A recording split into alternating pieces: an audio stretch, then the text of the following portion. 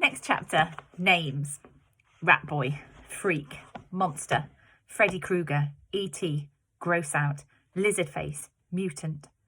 I know the names they call me.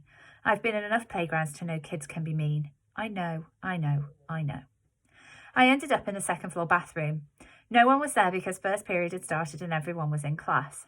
I locked the door to my stall and took off my mask and just cried for I don't know how long.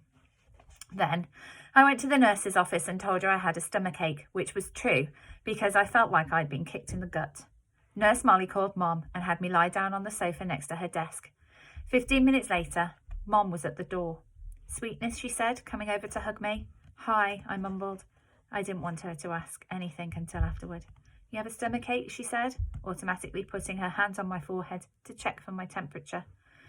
He said he feels like throwing up, said Nurse Molly, looking at me with very nice eyes. And I have a headache, I whispered. I wonder if it's something you ate, said Mom, looking worried. There's a stomach bug going around, said Nurse Molly. Oh, gee, said Mom, her eyebrows going up as she shook her head.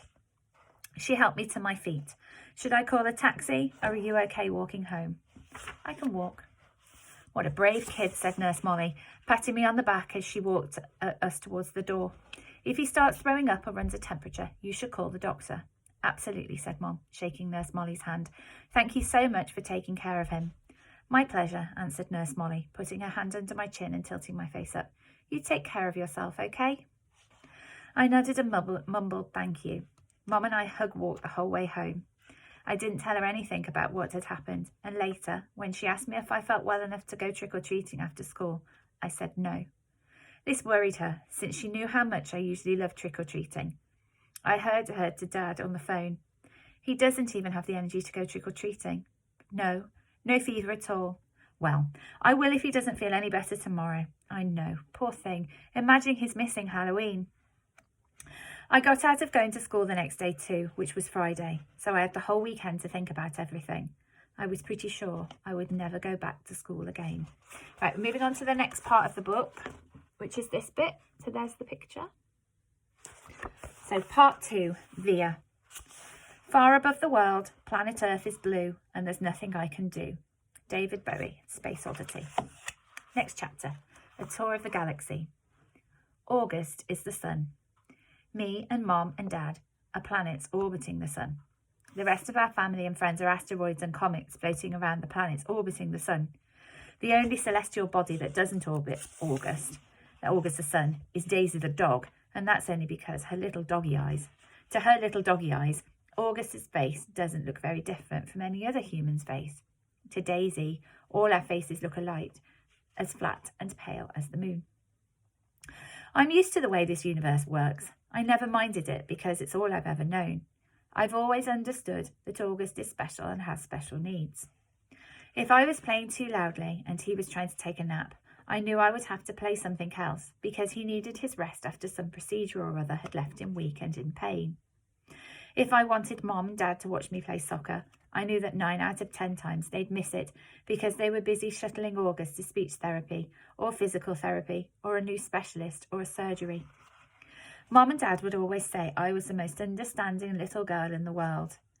I don't know about that, just that I understood there was no point in complaining. I've seen August after his surgeries, his little face bandaged up and swollen, his tiny body full of IVs and tubes to keep him alive. After you've seen somebody else going through that, it feels kind of crazy to complain over not getting the toy you had asked for, or your mom missing a school play. I knew this even when I was 6 years old. No one ever told it to me. I just knew. So I've gotten used to not complaining, and I've got used to not bothering Mom and Dad with the little stuff. I've got used to figuring out things on my own, how to put toys together, how to organise my life so I don't miss friends' birthday parties, how to stay on top of my schoolwork so I never fall behind in class. I've never asked for help with my homework, never needed reminding to finish a project or study for a test. If I was having trouble with a subject in school, I'd go home and study it until I figured it out on my own.